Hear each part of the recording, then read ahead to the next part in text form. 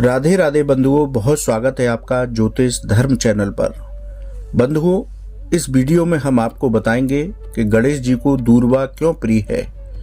दूर्वा के चमत्कारी प्रयोग क्या हैं। इन प्रयोगों को करने से आपके सभी मनोरथ पूर्ण होंगे।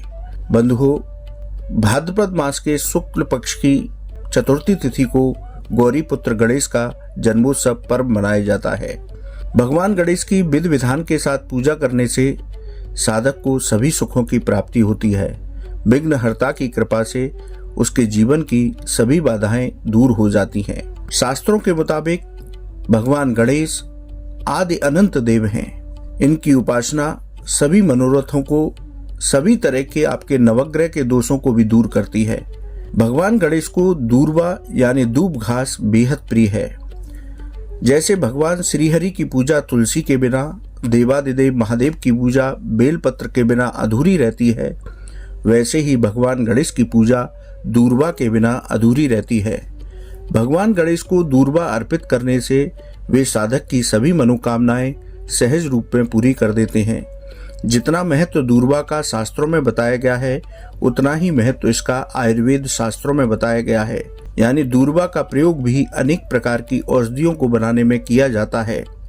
शास्त्रों के मुताबिक दूर्वा की उत्पत्ति समुद्र मंथन के समय हुई थी। समुद्र मंथन के समय जब अमृत निकला तो उसकी कुछ बूंदें पृथ्वी पर गिरी, जिससे दूर्वा की उत्पत्ति हुई। इसलिए दूर्वा अजर अमर मानी जाती है, यानी ये हर जगह उग आती है। अमृत की बूंदों से उत्पन्न होने की वजह से दूर्वा में अनेक औषधि गुण भी हैं। आइए अब जानते हैं कि गणेश जी को दूर्वा क्यों प्रिय है। पौराणिक कथा के अनुसार अन्नलासुर नाम के राक्षस ने बहुत उत्पात मचा रखा था। अन्नलासुर ऋषियों और आम लोगों को जिंदा निगल जाता था।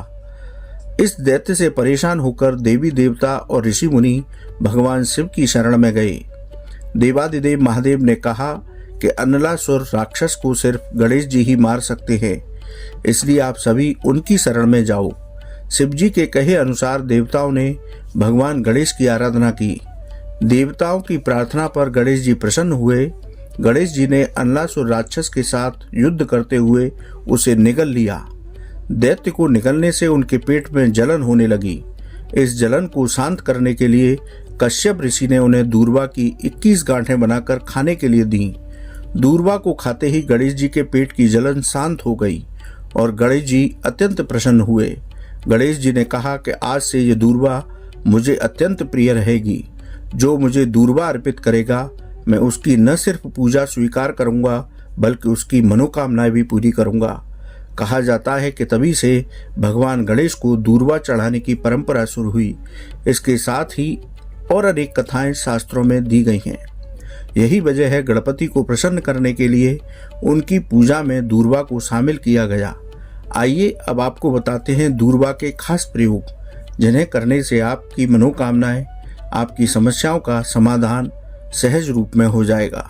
बंधुओं, यदि आपका कुंडली में बुध ग्रह कमजोर है तो आप गणेश जी को दूर्वा की 11 गांठें अर्पित करें, जिससे आपका बुध ग्रह मजबूत हो जाएगा। यदि आपके घर में क्लेश का वातावरण रहता है तो आप बुधवार के दिन गाय को हरी दूर्वा खिलाएं तो आपकी सारी ग्रह बाधाएं दूर हो जाएंगी। बंधुओं, यदि आपके जीवन में धन की समस्या है तो गणेश जी और माता लक्ष्मी की पूजा के बाद गणेश जी को 11 गांठें दूर्वा की अर्पित करें तो आपकी धन से जुड़ी सभी समस्याएं दूर हो जाएंगी। बंधुओं, यदि आप पर कर्ज चढ़ा हुआ है और वो उतर नहीं रहा है तो आप बुधवार या चतुर्थी के दिन गणेश जी को 11 गांठें दूर्वा अर्पित करने के बाद ऋणहर्ता गणेश स्तोत्र का पाठ करें तो आपको कर्ज से मुक्ति मिलेगी।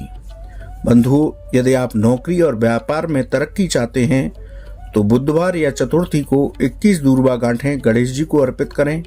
गणपति के सिद्ध मंत्रों का एक माला हर रोज जप करें। बंधुओं, यहाँ हम गांठों की बात कर रहे हैं तो शास्त्रों के मुताबिक एक गांठ में 2 दूर्वा या 5 दूर्वा मिलाकर एक गांठ बनाएं। इस तरह 11 और 21 गांठों की दूर्वा तैयार करनी होती है। आप अपनी इन समस्याओं के लिए भगवान गणेश का पूजन करने के बाद उनको दूर्वा अर्पित करेंगे तो आपकी समस्याओं का समाधान विघ्नहर्ता गौरी पुत्र गणेश सहज रूप में कर देंगे। आप सभी को भगवान गणेश के जन्मोत्सव पर्व की मंगलमय शुभकामनाएं। राधे राधे।